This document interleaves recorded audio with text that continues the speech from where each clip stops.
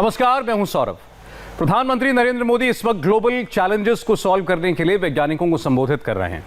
Gets foundation के annual programme का inauguration प्रधानमंत्री मोदी ने किया। प्रधानमंत्री यहां क्या कह रहे हैं, इस पर दुनिया भर की निगाहें हैं, मगर देश की नजर बिहार के चुनाव पर है। बिहार के मैदानी जंग में मोदी भी उतरने वाले हैं। बिहार में पहली चुनावी रैली से 4 दिन पहले प्रधानमंत्री ने अपनी सोशल इंजीनियरिंग का फॉर्मूला सामने रखा है। आजादी के इतने वर्षों के बाद भी साल 2014 से पहले तक देश में 16 IITs थी। बीते 6 साल में औसतन हर साल एक नई IIT खोली गई है। 2014 तक भारत में 9 ट्रिपल IITs थी। इसके बाद के 5 सालों में 16 ट्रिपल IIT बनाई गई है। बीते 5-6 साल में 7 नए IIM स्थापित किए गए हैं, जबकि उससे पहले देश में 13 IIM ही थे। इसी तरह करीब 6 दशक तक देश में सिर्फ 7 एम्स देश में सेवाएं दे रहे थे। साल 2014 के बाद इससे 2 गुने यानी 15 एम्स देश में या तो स्थापित हो चुके हैं या फिर शुरू होने की प्रक्रिया में है। नमस्कार।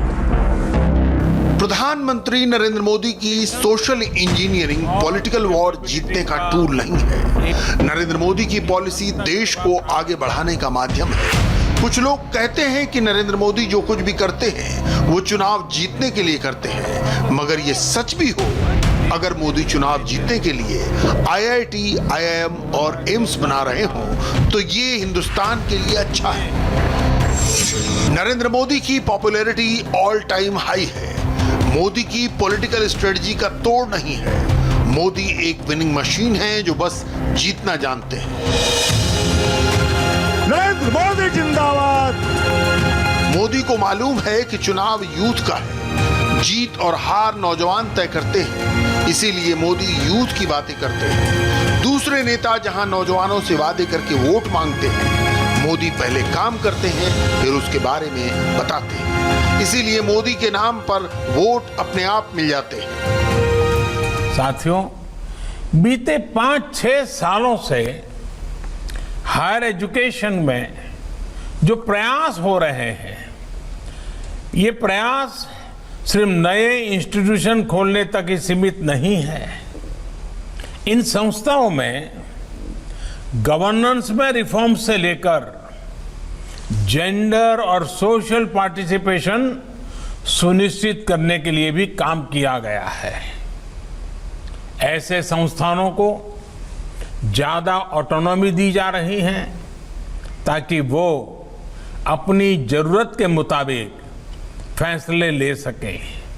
4 साल पहले देश की IIT में बेटियों का एनरोलमेंट जहां सिर्फ 8% था, वो इस वर्ष बढ़कर 2 गुने से भी ज्यादा यानी 20% तक पहुंच चुका है। प्रधानमंत्री नरेंद्र मोदी बिहार के चुनावी अखाड़े में उतरने वाले हैं। मोदी उस अखाड़े के सबसे बड़े सूरमा हैं, कहें तो सबसे बड़े लड़ैया। स्वार्थ पर बना राजनीतिक गठबंधन हो या जाति के आधार पर बना सियासी समीकरण, नरेंद्र मोदी चुनावी महाभारत के सारे चक्रव्यूह ध्वस्त करना जानते हैं। इसकी वजह है उनकी लोकप्रियता।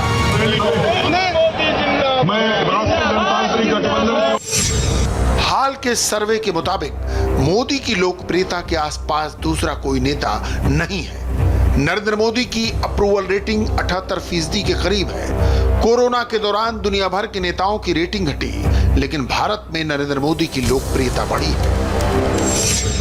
48% भारतीय मानते हैं कि मोदी सरकार ने कोरोना के वक्त बढ़िया काम किया, जबकि 30% लोग मानते हैं कि मोदी सरकार का काम शानदार रहा। भारत माता की। चुनाव में नरेंद्र मोदी का मतलब क्या होता है, इसे एक दूसरे ओपिनियन पोल से समझिए। एक एजेंसी के ताजा ओपिनियन पोल के मुताबिक बिहार में बीजेपी का वोट शेयर सबसे ज्यादा 33.8% होगा। आरजेडी का वोट शेयर 24.3% होगा। जेडीयू का वोट शेयर 14.4% रहेगा। कांग्रेस का वोट शेयर 11.7% रहेगा। एलजेपी का वोट शेयर 6.7% रहेगा। मोदी का होना बिहार में डबल इंजन वाली सरकार की वापसी की गारंटी है। लोगों के बीच में जा करके एक एक बात को समझना, तो हम लोग तो यही काम करते रहे भाई, और यही काम करेंगे हम लोग मिलकर के। अगर मौका दीजिएगा, एनडीए की सरकार बनेगी, केंद्र की योजनाएं भी हैं लोगों के हक में, हम लोग भी काम करेंगे और सब मिलकर के बिहार को नई ऊंचाइयों पर ले जाएंगे। यही हम लोगों का मन है। नीतीश कुमार बिहार में एनडीए का चेहरा जरूर है, लेकिन जीत की गारंटी तो मोदी के ही पास है। बिहार चुनाव में सबसे ज्यादा डिमांड नरेंद्र मोदी की है। हर कैंडिडेट चाहता है कि नरेंद्र मोदी उनके क्षेत्र में प्रचार करें। बिहार में नरेंद्र मोदी 12 रैलियां करेंगे। मोदी का भाषण 1200 मैदानों में सुना जाएगा। मिथिलावासी आहा सबके गौर लागे छे। सुनने में ये थोड़ा अटपटा लग सकता है, लेकिन मोदी की रैली वाली स्ट्रेटजी पूरी तरह तैयार है। हमारे देश के सामर्थ्यवान युवाओं को और ज्यादा कॉम्पिटिटिव बनाने के लिए मल्टी डायमेंशनल अप्रोच पर फोकस किया जा रहा है। कोशिश ये है कि हमारे युवा तेजी से बदलते नेचर ऑफ जॉब्स के लिए फ्लेक्सिबल हो, एडॉप्टेबल हो, स्किलिंग, रीस्किलिंग और अपस्किलिंग आज की सबसे बड़ी जरूरत है। कोरोना टाइम में नई सोच के साथ उतरेंगे मोदी। चुनावी रैलियों में सोशल डिस्टेंसिंग होगी। मोदी की रैलियों में 6 फीट की दूरी का नियम होगा। मोदी को सभी सुनना चाहते हैं। रैलियों में भीड़ ज्यादा हो सकती है, इसलिए बीजेपी ने खास इंतजाम किया है। इसे इन आंकड़ों से समझिए। एक रैली से 20 विधानसभा क्षेत्रों को कवर करेंगे मोदी। 20 विधानसभा क्षेत्रों में कुल 100 मैदान चुने जाएंगे। सभी मैदानों को रैली की तरह तैयार किया जाएगा। उन मैदानों में मोदी के भाषण का लाइव वीडियो प्रसारण होगा। नरेंद्र मोदी का हर भाषण वर्चुअल रैली की तरह होगा। एक साथ फिजिकल रैली और वर्चुअल चुनाव रैली होगी। 12 रैलियों में मोदी का भाषण 1200 मैदानों में सुनाई देगा। 12 रैलियों से सभी 243 सीटों तक पहुंचेंगे नरेंद्र मोदी। बीते 6 सालों में मल्टीपल रिफॉर्म्स हुए हैं, मल्टीपल सेक्टर्स में रिफॉर्म हुए हैं। अगर एनईपी देश के एजुकेशन सेक्टर का फ्यूचर सुनिश्चित कर रही है, तो ये आप जैसे युवा साथियों को भी एम्पावर कर रही है।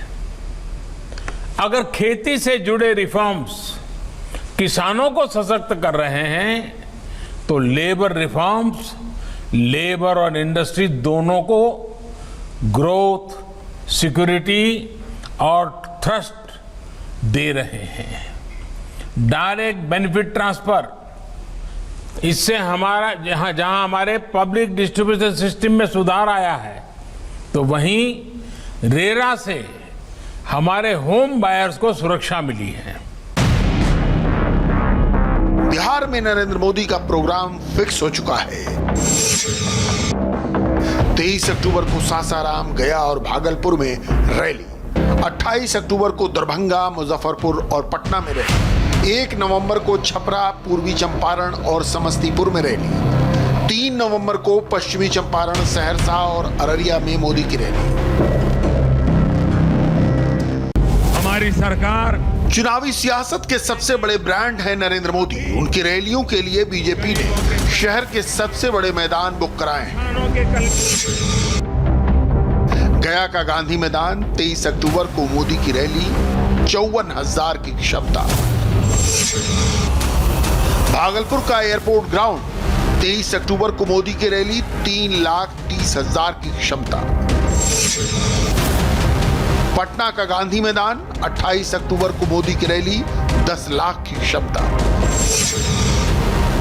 छपरा का एयरपोर्ट ग्राउंड 1 नवंबर को मोदी की रैली 2,40,000 की क्षमता।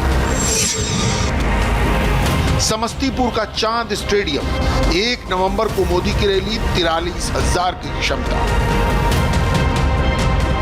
मोदी की रैलियों में जितनी भीड़ जुटती है उसमें बड़े से बड़ा मैदान भी छोटा पड़ जाता है, इसीलिए एक साथ 20 छोटे छोटे मैदानों में मोदी के भाषण की लाइव स्ट्रीमिंग का रास्ता निकाला गया है। साथियों, आपने बीते 6-7 महीने में ये देखा होगा कि रिफॉर्म्स की गति और दायरा दोनों बढ़ रहा है। खेती हो, स्पेस हो, डिफेंस हो, एविएशन हो, लेबर हो, ऐसे हर सेक्टर में ग्रोथ के लिए जरूरी बदलाव किए जा रहे हैं। अब सवाल ये है कि आखिर ये किया क्यों जा रहा है? ये आप जैसे करोड़ों युवाओं के लिए ही किया जा रहा है। इस दशक को भारत का दशक बनाने के लिए किया जा रहा है। ये दशक भारत का तभी होगा जब हम आज अपनी फाउंडेशन को मजबूत रखेंगे। युवा भारत के जीवन में ये दशक बहुत बड़ा मौका लेकर आया है। बीजेपी बिहार में मोदी की 20 रैलियां चाहती थी। 2015 में मोदी ने बिहार में 31 रैलियां की थी। कोरोना प्रोटोकॉल के कारण 20 रैलियां पॉसिबल नहीं थी। नरेंद्र मोदी ने 1200 रैलियों का तरीका निकाल लिया।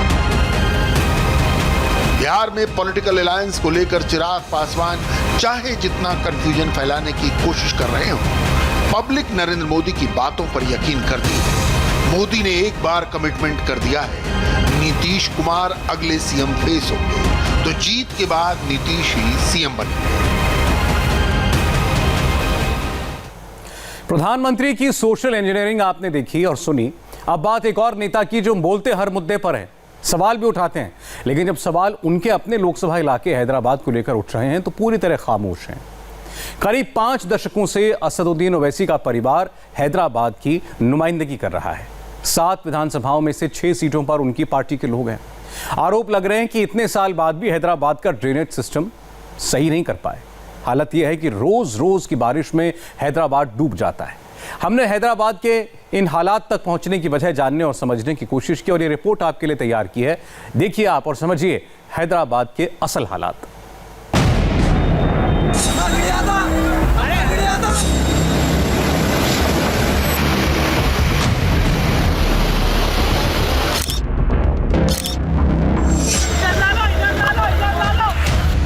ओवैसी के शहर हैदराबाद में बारिश के आफ्टर इफेक्ट की बिल्कुल नई तस्वीर है।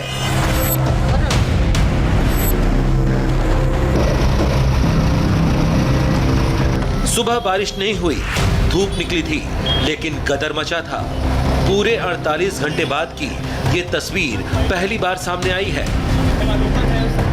हैदराबाद के चंद्रायन गुट्टा इलाके की सुभान कॉलोनी पूरी तरह से बंधक है। कुदरत के आतंक ने इस कॉलोनी को किडनैप कर लिया है। एक एक तस्वीर को बड़े ही ध्यान से देखिए और सोचिए कि कितना डरावना होगा वो मंजर जब लाखों टन का मलबा पानी के साथ सुभान कॉलोनी की तरफ दौड़ पड़ा होगा। उस खौफ को आप तभी समझ पाएंगे जब आप इस जगह पर खुद को रख कर महसूस करेंगे।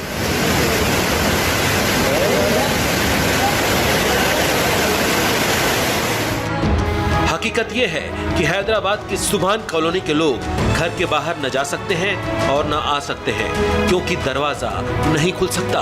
लाखों टन मलबा घर के बाहर गिरा है। ग्राउंड फ्लोर और फर्स्ट फ्लोर का अंतर खत्म हो गया है। सड़क गायब है। घर के बाहर जितनी गाड़ियां खड़ी हैं, सब मलबे में दब चुकी हैं। मंजर बहुत डरावना है। हैदराबाद में शनिवार रात हुई बारिश ने एक बार फिर शहर के कुछ इलाकों को जलमग्न कर दिया। हालांकि तब से बारिश तो नहीं हुई है, लेकिन पानी उतर जाने के बाद जो तबाही के निशान देखने को मिल रहे हैं वो किसी को भी झकझोर कर रख सकते हैं। फिलहाल हम मौजूद हैं सुभान कॉलोनी में। आप देखिए एक मलबे के अंदर पूरी की पूरी गाड़ी यहाँ पर समा गई है। सिर्फ गाड़ी का ऊपरी हिस्सा यहाँ पर नज़र आ रहा है। ये जो बंड आपको नज़र आ रहा होगा ये पल्ले चेरवू यानी एक तालाब है यहाँ पर, उसका बंड है। और पानी जब बरसा इस तालाब की मिट्टी को अपने साथ लेकर आया, मलबे को अपने साथ लेकर आया, इसलिए यहाँ पर इस कॉलोनी में जितनी भी गाड़ियाँ हैं वो मलबे की भेंट चढ़ गई। अगर हम आपको दूसरा एक विजुअल यहाँ पर दिखाएं तो आप देखिए कैसे एक दोपहिया वाहन जो यहाँ पर घर के बाहर पार्क किया गया था उसका सिर्फ यहाँ पर हैंडल नज़र आ रहा है। आगे चलते हुए अगर हम आपको दिखाएं तो इस गाड़ी पर आप गौर कीजिए, ये गाड़ी यहाँ पर घर के बाहर पार्क की गई थी। इस गाड़ी में आप देखिए किस हद तक मलबा जो है बिल्कुल इसके पूरी की पूरी गाड़ी इस मलबे के अंदर समा गई है। सिर्फ इस गाड़ी का ऊपरी हिस्सा नज़र आ रहा है। ऐसे ही अगर आप उस तरफ देखें तो आप एक और दोपहिया वाहन देखिए जो घर के ठीक बाहर जिसे पार्क किया गया था, और यहाँ देखिए इस वाहन की क्या हालत है। यहाँ पर भी सिर्फ उसका ऊपरी हिस्सा, ग्लासेस और ब्रेक नज़र आ रहे हैं। घर जो है आप देखिए, घर का जो दरवाज़ा है वहाँ तक ये मलबा पहुँचा हुआ है। इसका मतलब ये है कि कम से कम 4 से 5 फीट मलबा अभी भी यहाँ पर इस घर के बाहर है। हर रोज बारिश होती है, हर रोज तस्वीरें डराती हैं। ड्रोन से ली गई इस तस्वीर को देखिए, असम बिहार की नहीं है, हैदराबाद की तस्वीर है ये। हैदराबाद का हाफिज बाबा नगर, उमर कॉलोनी, फूलबाग, राजीव नगर, इंदिरा नगर और शिवाजी नगर इलाके पानी में डूब गए हैं। शनिवार रात तेज बारिश हुई थी। बालापुर झील का लेवल बढ़ा, पानी हदों को तोड़कर चंद्रायन गुट्टा इलाके की कॉलोनियों में भर गया। रात भर अफरा तफरी मची रही। अचानक से शहर की इन कॉलोनियों में सैलाब आ गया। सुबह हुई तो ये तस्वीरें देखने को मिली। पानी अब धीरे धीरे घटने लगा है, लेकिन शनिवार की रात को हैदराबाद में जो हुआ था उसकी पूरी रिपोर्ट हमारे संवाददाता टी राघवन ने खुद बालापुर झील पर जाकर देखी और समझी। फिलहाल हम पहुंचे हैं बालापुर लेक के पास। ये वही जगह है जहां से लेक ब्रीच हुआ और इतना सारा पानी कॉलोनियों में घुस गया। आप देखिए ये बालापुर लेक का एक किनारा है जो कटा है। कटने के बाद पानी किस तरह से अभी भी यहाँ पर फुल फोर्स में बह रहा है। ये सड़क है यहाँ पर जो चंद्रायन गुट्टा को बालापुर से जोड़ती है। ये सड़क पूरी तरह से यहाँ पर टूट गई इस पानी के वेग में, और पानी फिर यहाँ से आगे बढ़ता हुआ ये देखिए आप एक पूरा एक बड़े नाले की शक्ल लेता हुआ पानी फुल फोर्स से यहाँ से निकला और उन कॉलोनियों तक पहुँचा जिसमें हाफिज बाबा नगर, उमर कॉलोनी, फूलबाग, राजीव नगर, इंदिरा नगर, शिवाजी नगर, इन इलाकों में ये पानी जो है पूरी तरह से उन इलाकों को इस पानी ने अपने आगोश में ले लिया, जिससे वहाँ पर बहुत ज़्यादा तबाही हुई है। करीब 5 दशक से ओवैसी परिवार हैदराबाद का नेतृत्व कर रहा है। मौजूदा हैदराबाद के सांसद असदुद्दीन ओवैसी हैं। हैदराबाद लोकसभा में कुल 7 विधानसभा सीटें हैं, जिसमें 6 सीट पर AIMIM का कब्जा है, जबकि 1 सीट बीजेपी के पास है। सबसे ज्यादा बुरा हाल चंद्रायन गुट्टा इलाके का है। इसकी नुमाइंदगी असदुद्दीन ओवैसी के भाई अकबरुद्दीन ओवैसी करते हैं। चंद्रायन गुट्टा इलाके से एक और तस्वीर आई है, बहादुरपुरा के अल जुबैल कॉलोनी की है। वहां के ताजा हालात देखिए, तब आपको पता चलेगा कि कितने हालात खराब हैं। सड़क पर 10 फीट का गड्ढा बन गया है। हैदराबाद में बाढ़ और बारिश से तबाही की एक और तस्वीर फलकनुमा रेलवे फ्लाईओवर की है। आप देखिए इस ब्रिज का एक बड़ा हिस्सा किस तरह से धंस गया है, जिसके बाद इस ब्रिज को बंद करवा दिया गया है और फिलहाल इस गड्ढे को भरने की तैयारी की जा रही है। साथ ही अगर आप आसमान की तरफ देखें तो अब जो बादल हैं वो धीरे धीरे बनने लगे हैं। बारिश भी यहाँ पर रुक रुक कर शुरू हो गई है। ये प्रिडिक्शन है, ये पूर्वानुमान है कि अगले 3 दिन तक तेलंगाना में, ख़ास तौर पर हैदराबाद और उसके आसपास के हिस्सों में तेज़ बारिश हो सकती है। बादलों की गड़गड़ाहट एक बार फिर हैदराबाद के लोगों को डरा रही है। को बंद कर इमारतें बना दी गईं, जो बचे हुए तालाब हैं उनकी समय समय पर सफाई और देखरेख को लेकर उदासीनता बरती गई। इन तालाबों में शहर का कचरा जमा होने लगा। तालाब और नालों की गहराई कम पड़ गई, जिसके चलते पानी अब शहर में जमा होता है, उसकी निकासी नहीं हो पाती। वजह नंबर 4, वोट बैंक के चलते अतिक्रमण पर रोक नहीं। मतलब यह है कि हैदराबाद के ड्रेनेज सिस्टम को दुरुस्त करना है तो बड़े पैमाने पर अतिक्रमण हटाने का अभियान चलाना होगा, लेकिन वोट बैंक के चलते कोई पार्टी ये रिस्क नहीं लेना चाहती। यहाँ तक कि 5 दशक से हैदराबाद की नुमाइंदगी करने वाला ओवैसी खानदान भी इस मुद्दे पर खामोश हो जाता है। डूबते हैदराबाद का जिम्मेदार कौन है? अगर ये सवाल उठता है तो ओवैसी परिवार की जवाबदेही भी बनती है, क्योंकि ये परिवार तकरीबन पिछले 5 दशकों से इस शहर की रहनुमाई कर रहा है। ऐसा नहीं है कि बाढ़ प्रभावित लोगों से असदुद्दीन ओवैसी मिलने नहीं जा रहे, वो हर जगह नज़र आ रहे हैं, लोगों के बीच में हैं, लोगों की समस्याएं सुन रहे हैं और उनकी मदद करने की भी कोशिश कर रहे हैं। लेकिन बड़ा सवाल ये है कि सिर्फ इतना कहकर कि एक अनप्रेसिडेंटेड रेन है, वो अपनी जिम्मेदारी से नहीं बच सकते हैं। इतने सालों में अगर ड्रेनेज सिस्टम को ठीक करने की ओर ध्यान दिया जाता तो आज ये नौबत नहीं आती। और आइए हैदराबाद से आपको अब लेकर चलते हैं हम पाकिस्तान और वहां की तस्वीरें दिखाते हैं, जहां कोरोना के बीच इमरान खान के खिलाफ हजारों लाखों लोगों की भीड़ उमड़ पड़ी है। तस्वीरें बताती हैं इमरान खान कितनी मुसीबत में है और इमरान के जाने का काउंटडाउन क्यों शुरू हो चुका है। इस्लामाबाद में जबरदस्त पैनिक है और कंडीशन अब बाजवा ब्रिगेड के कंट्रोल में भी नहीं है। पाकिस्तान में एक नारा लगातार गूंज रहा है, चीनी आटा चोर अब नहीं बचेंगे।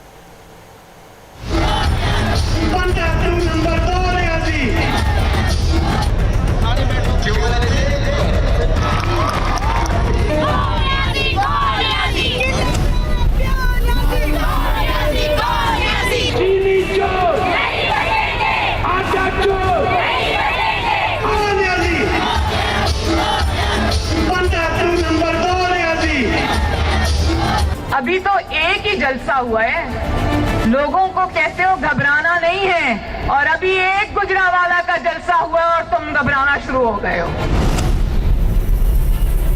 ब्लड प्रेशर 180-110 के आसपास होगा, हार्ट बीट 90 के ऊपर पहुंच गई होगी, माथे पर पसीना, आंखों के सामने अंधेरा छा रहा होगा, न नींद आ रही होगी, न चैन मिल रहा होगा। जब से इमरान खान ने कराची का ये नजारा देखा होगा, उनके साथ कुछ ऐसा ही हो रहा होगा।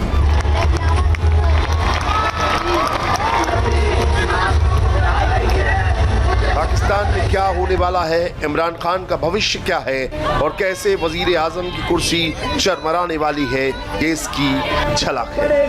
वरना इन सबको जाना पड़ेगा, हमें एक मुस्लिम हुकूमत कबूल नहीं है। इमरान खान से आवाम कितनी ज्यादा खफा है, पाकिस्तान में इमरान सरकार को लेकर कितना ज्यादा विद्रोह है, ये उसका शक्ति प्रदर्शन है।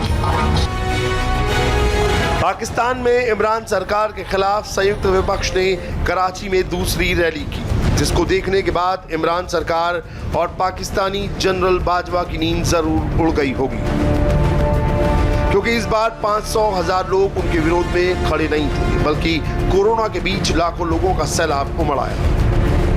जहां तक नजर जाएगी वहां तक इमरान के खिलाफ आवाज सुनाई देगी, जो कह रही है इमरान खान का सूरज डूब रहा है।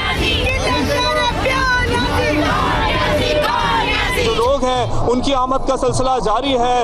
एंटर कैसे हो रहे हैं, क्योंकि आप वॉक थ्रू गेट से नहीं दाखिल हो रहे, तो ना उनकी चेकिंग हो रही है, ना कोई स्वीपिंग हो रही है, ना ही कोई मास्क है। तो अब से थोड़ी देर पहले तक मनाजिर कुछ मुख्तलिफ ज़रूर थे, लेकिन इस वक्त मैं आपको दिखा रहा हूँ ये कैमरे के मनाजिर कि नारेबाजी करते हुए ये लोग यहाँ पर दाखिल हो रहे हैं, जिसका यकीनी जो रुख है इनकी तोपों का वो हुकूमत मुखालिफ ही है। लेकिन किस तरह से ये अंदर दाखिल हो रहे हैं, अब यहाँ पर चाहे ये पोलिटिकल पार्टीज़ की इंतज़ामिया हो या फिर पुलिस हो, ये तमाम के तमाम हाथ पे हाथ धरे इस वक्त बैठे हैं, क्योंकि इनके कंट्रोल से जो एंट्रेंसेस है उसकी सूरत हाल कुछ बाहर जाती हुई नजर आ रही है।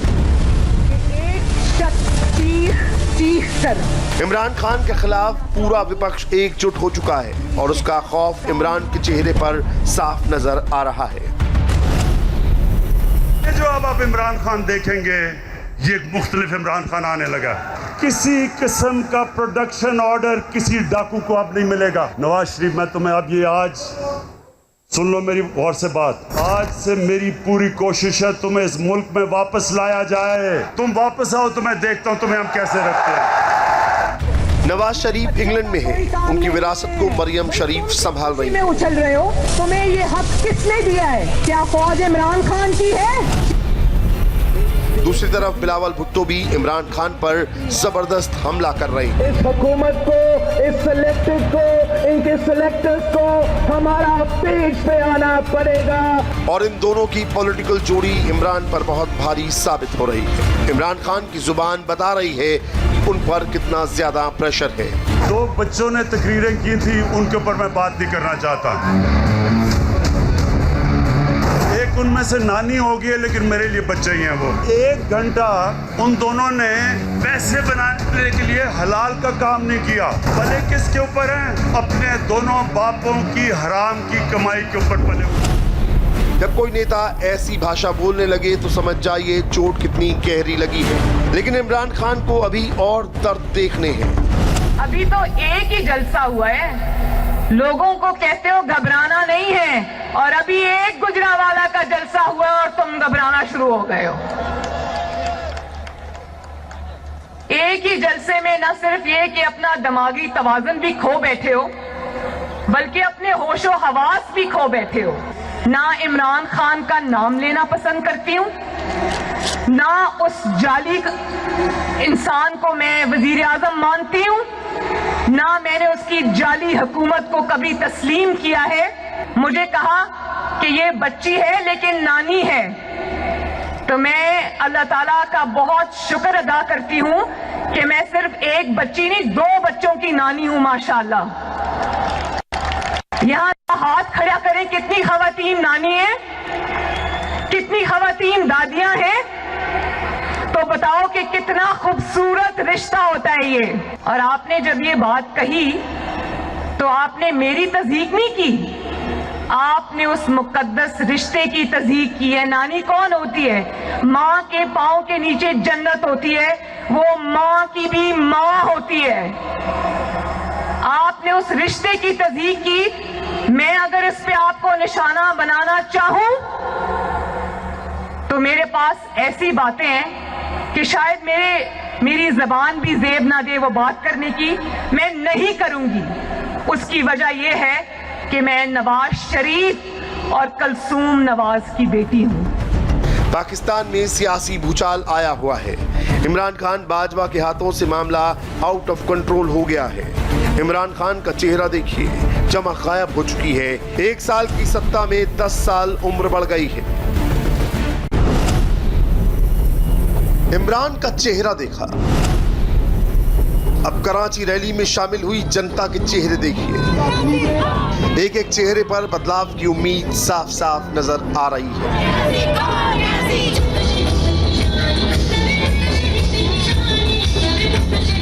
पाकिस्तान में कोई चुनावी संग्राम हो और हिंदुस्तान के प्रधानमंत्री नरेंद्र मोदी का नाम नहीं आए, ऐसा तो अब हो नहीं सकता। मोदी की कामयाबी की दुआएं मांगो तुम, मोदी से बात करने के लिए मरे जाओ तुम, कलभूषण के लिए रातों रात ऑर्डिनेंस पास करो तुम, उसके लिए सरकारी खर्चे से वकील ढूंढो तुम, कश्मीर प्लेट में रख के मोदी को पेश करो तुम, कश्मीर का मुकदमा हार जाओ तुम, भारत को सलामती कौंसिल के लिए वोट दो तुम। मरियम शरीफ का यह बयान बताता है कैसे मोदी सरकार इमरान खान और बाजवा के नापाक इरादों को नाकाम कर रही है। नवाज शरीफ खुलकर बाजवा ब्रिगेड को पाकिस्तान की बदतर हालत के लिए जिम्मेदार ठहरा रहे हैं, तो वहीं जनरल कमर जावेद बाजवा के बचाव के लिए पाकिस्तानी मीडिया को उतरना पड़ा। मैडम ये बताइएगा कि अगर इतने एलिगेशंस हैं और इतने इश्यूज हैं तो फिर जनरल बाजवा की जो एक्सटेंशन थी उस पर वोट क्यों दिया था? तो मैडम ये तो वही बाजवा है ना, ये तो वही जनरल बाजवा है जिन्होंने हुकूमत गिरा दी थी, फिर कैसे एक्सटेंशन आप लोग? नहीं, आप तो ये कह रही है ना कि इंडिविजुअली फैसला करते, तो हमें ये बता दें कि अगर बाजवा साहब ने हुकूमत हटाई है आपकी तो फिर एक्सटेंशन के लिए क्यों आप लोग राजी हो गए? इमरान खान के खिलाफ जिस तरह से विपक्ष एकजुट हुआ है वो इमरान सरकार के लिए बड़ी मुसीबत खड़ी कर रहा है, क्योंकि ऐसी रैलियां पाकिस्तान के कोने कोने में की जाएंगी। 11 विपक्षी दलों के गठबंधन का नाम पाकिस्तान डेमोक्रेटिक मूवमेंट है, जो इमरान खान के खिलाफ 6 बड़ी रैलियां करेगा। पहली रैली 16 अक्टूबर को गुजरांवाला में हुई, 18 अक्टूबर को कराची में दूसरी रैली हुई, तीसरी रैली 25 अक्टूबर को क्वेटा में आयोजित होगी, जबकि चौथी रैली 22 नवंबर को पेशावर में, पांचवी रैली 30 नवंबर को मुल्तान में होगी। इस गठबंधन की आखिरी रैली 13 दिसंबर को लाहौर में होगी। इमरान को एक साथ मरियम, बिलावल, मौलाना फजलुर रहमान के वारों से बचना है, जो अब मुमकिन नजर नहीं आ रहा। इमरान खान ने टीवी पर नवाज शरीफ के बयान पर रोक लगा दी थी, लेकिन अपनी आलोचनाओं को रोक नहीं सके। उनका खिताब इलेक्ट्रॉनिक मीडिया पर तो नहीं दिखाया गया, लेकिन उनके कुछ हिस्सों पर हमारे कुछ बड़ों को बड़ा एतराज था और मौका मिला कठपुतली साहब को कि आज वक्त है जरा बूट पॉलिश कर लें। बूट पॉलिश करने के लिए आया। हमेशा जब बात करता है तो कोई न कोई बोंगी मार देता है। पूरे पाकिस्तान की जमहूरी कुव्वतें एक स्टेज पे भी है, एक पेज पे भी है। अब इस हुकूमत को, इस सिलेक्टेड को, इनके सिलेक्टर्स को हमारा पेज पे आना पड़ेगा, वरना इन सबको जाना पड़ेगा, जाना पड़ेगा, जाना पड़ेगा। कि एक शख्स चीख कर अपनी नाकामी और अपनी शिकस्त का मातम कर रहा था। आपकी हरकत और सकनात से आपका खौफ झलक रहा था। बड़ों की जो लड़ाई है उसमें बच्चों का कोई काम नहीं है। भाई तुम किस खुशी में उछल रहे हो? तुम्हारा नाम किसने लिया है? गुजरांवाला की तकरीर थी, वो तो टीवी पर नहीं चली। आपने कहां बैठ के सुनी? क्या छुप छुप के नवाज शरीफ की तकरीर सुन रहे थे? पाकिस्तान का एक खास इतिहास है। कोई भी प्रधानमंत्री आज तक पूरे 5 साल का कार्यकाल नहीं कर सका। लग रहा है इस इतिहास का हिस्सा इमरान खान भी बनने वाले हैं। महज कुछ रुपयों की खातिर किस तरह यात्रियों की जान जोखिम में डाली जा रही है, हरियाणा के भिवानी से हैरान करने वाली कुछ तस्वीरें आपको दिखाएंगे बस एक ब्रेक के बाद।